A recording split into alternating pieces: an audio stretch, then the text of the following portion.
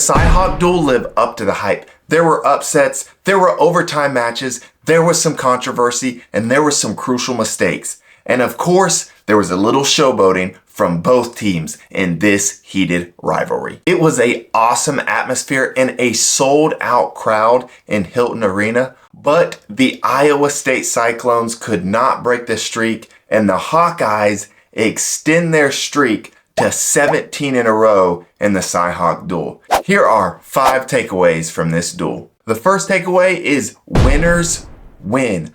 Iowa has lost 5 of their 6 All-Americans from last year's team, and they were still able to create a team good enough to beat this Iowa State team. Iowa's depth was the difference in this duel, and depth is what creates a strong program. This duel was won at 174, 184, and 197 with a wrestler that was forced to bump up in weight because an All-American transferred in and took his spot. And another wrestler who wasn't even supposed to be in the lineup this year, many expected him to redshirt, and another wrestler who has been with the Hawkeye team for 5 years, and this is his first time in the starting lineup. This is why top programs like Iowa, Penn State, and Ohio State are so difficult to beat, because it doesn't matter if they lose 4 or 5 All-Americans to graduation.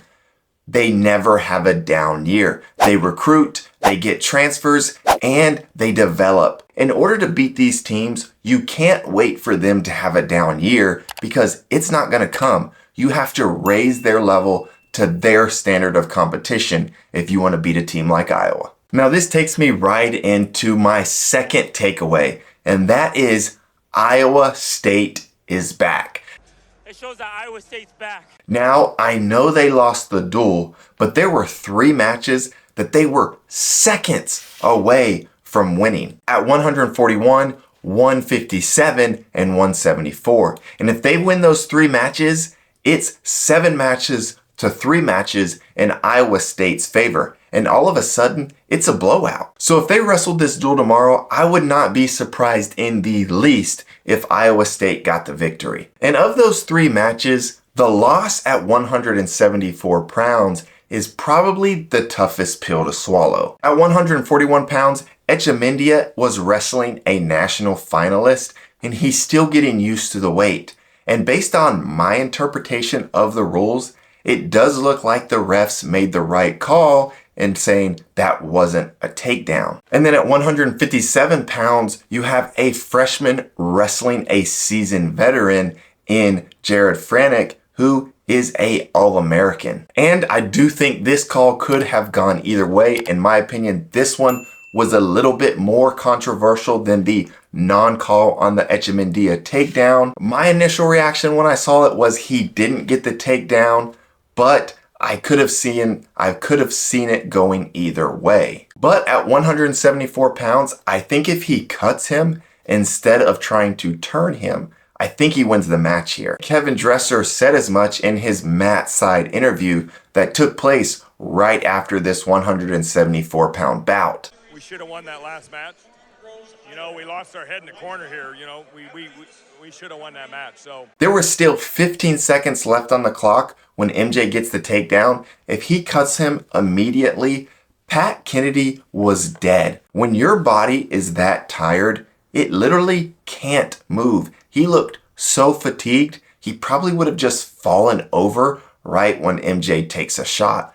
I think he probably would have finished the takedown there. But all this to say, I think Iowa State is back. If one little thing goes their way, they end up winning this duel, and they have 7 guys who I think legitimately could end up on the podium come March. Christmas is right around the corner, and there's no better gift for a wrestling fan than a wrestling shirt. Use code Jesse for 20% off. These are comfortable, high quality t-shirts that will last a long time. Again, merch shelf below, or you can go to alphawrestlingstore.com, use code Jesse for 20% off. And my third takeaway is Gabe Arnold is the real deal. Between his speed, power, and explosiveness, he is going to be a real problem in the Iowa lineup for the next 4 years. And he now has a top 10 victory over guys at both 174 pounds